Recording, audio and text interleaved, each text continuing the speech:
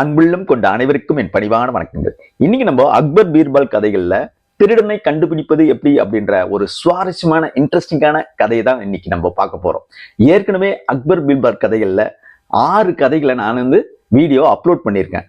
அதை பார்க்கணும்னு நினைக்கிறவங்க டிஸ்கிரிப்ஷன்ல லிங்க் கொடுத்துருக்கேன், அதையும் பாருங்க. ரொம்ப ரொம்ப சூப்பராகவே இருக்கும்.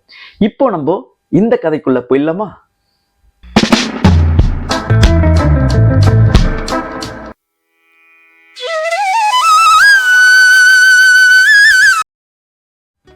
அக்பர் ஒரு நாள் பீர்பாலுடன் தோட்டத்தில் உலவிக் கொண்டிருந்தார். திடீரென அக்பர் தனது வலது கை மணிக்கட்டை இடது கையால் அழுத்தி தேய்க்க ஆரம்பித்தார். அவருடைய மணிக்கட்டு வீங்கி இருந்தது. அதை பார்த்த பீர்பால் சிரித்தார். நான் வலியால் துடிக்கையில் உனக்கு சிரிக்க தோன்றுகிறதா என்று அக்பர் கேட்டார்.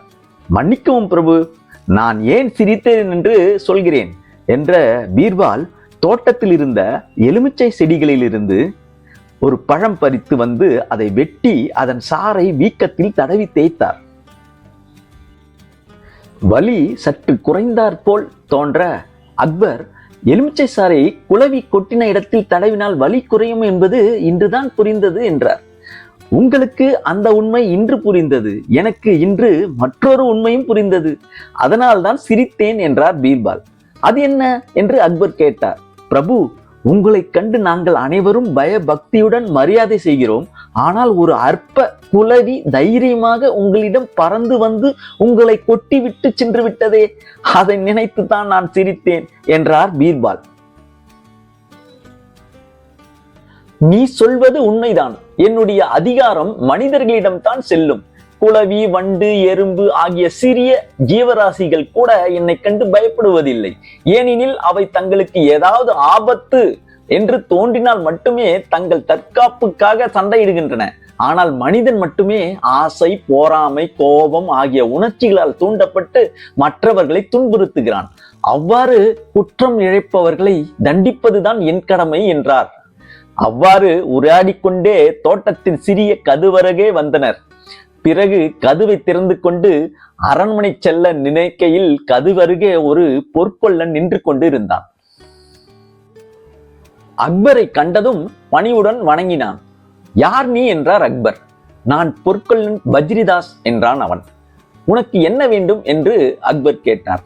ஐயா, என் வேலைக்கு தேவையான அனைத்து தங்கத்தையும் ஓர் இரும்பு அலமாரியில் பத்திரமாக வைத்திருப்பது என் வழக்கம்.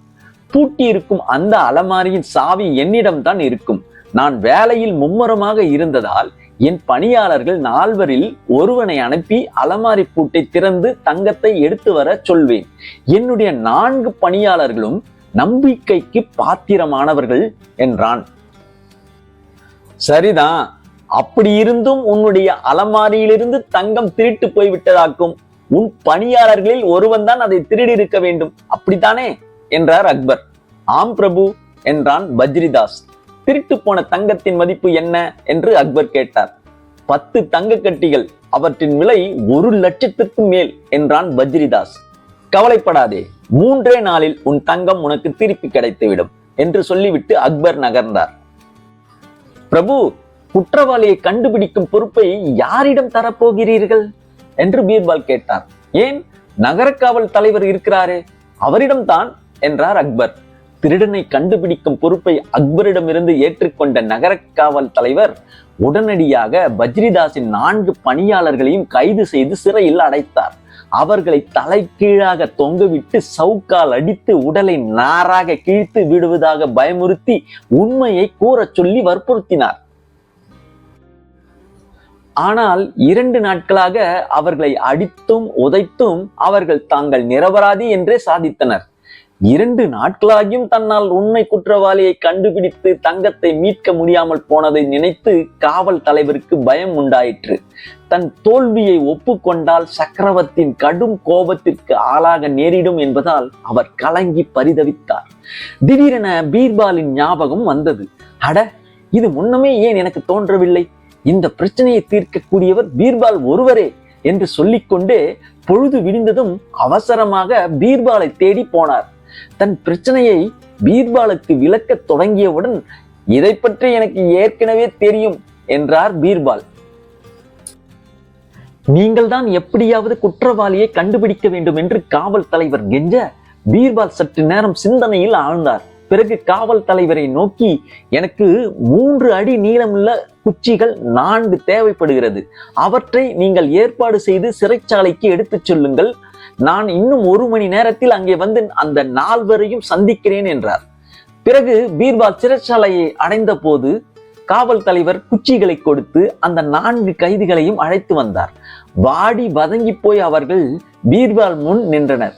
அவர்களை நோக்கிய பீர்பால், உங்கள் எஜமானர் பஜ்ரிதாஸின் அலமாரியிலிருந்து 10 தங்க கட்டிகள் காணாமல் போய்விட்டன. உங்களில் ஒருவன் தான் திருடி இருக்க வேண்டும் என அவர் புகார் செய்திருக்கிறார் என்றார். உடனே அவர்களில் ஒருவன், அவர் உப்பை தின்று வளர்ந்தவன் நான், ஒருபோதும் அவருக்கு துரோகம் நினைக்க மாட்டேன் என்றான். இரண்டாம் அவன், நேர்மையை உயிராக மதிப்பவன் நான், இத்தகைய ஈன செயலை கனவில் கூட என்னால் நினைக்க முடியாது என்றான். நான் 20 ஆண்டுகளாக அவரிடம் வேலை செய்கிறேன், பணத்துக்கு ஆசைப்படுபவன் நான் இல்லை என்றான் மூன்றாம் அவன். நாயை விட நன்றி விசுவாசமானவன் நான் என்றான் நான்காம் அவன். நீங்கள் சொல்வதை நம்புகிறேன். உங்களுக்காக இந்த மந்திரம் ஜெபித்த குச்சிகளை கொண்டு வந்திருக்கிறேன், இதை எடுத்துக் கொள்ளுங்கள் என்று ஆளுக்கொன்றாக கொடுத்த பீர்பால், யார் இதை திருடினவனோ அவன் கையில் உள்ள குச்சி இரவில் அவன் உறங்கும் போது 3 அங்குலம் வளர்ந்துவிடும்.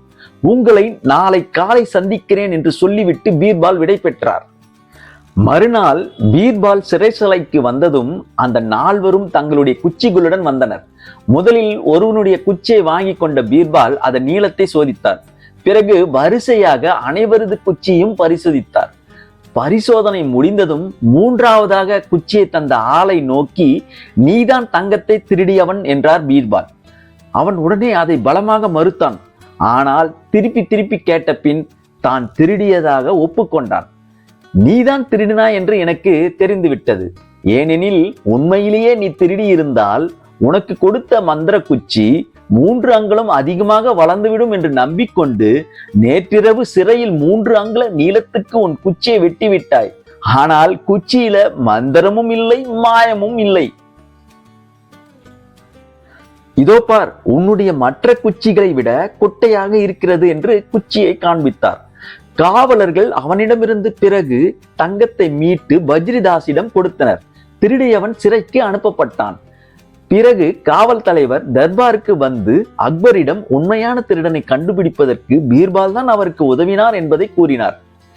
அட பீர்பால், உனக்கு துப்பறியும் வேலை கூட தெரியும் என்று எனக்கு இது நாள் வரை தெரியாதே என்று பாராட்டிய அக்பர் தன் கையில் இருந்த தங்க வளையம் ஒன்றை கழற்றி பீர்பாலுக்கு பரிசாக தந்தார். அவ்வளவுதாங்க இந்த கதை. இந்த வீடியோ பதிவு உங்களுக்கு பிடிச்சிருந்ததுன்னா லைக் பண்ணுங்க, சப்ஸ்கிரைப் பண்ணுங்க, உங்க ஃப்ரெண்ட்ஸ் ஃபேமிலிக்கெல்லாம் ஷேர் பண்ணுங்க, கூடவே பெல் நோட்டிபிகேஷனும் தட்டி விடுங்க. அப்பதான் நான் அடுத்தடுத்து போடுற வீடியோ உங்களுக்கு வந்து சேரும். நன்றி, வணக்கம்.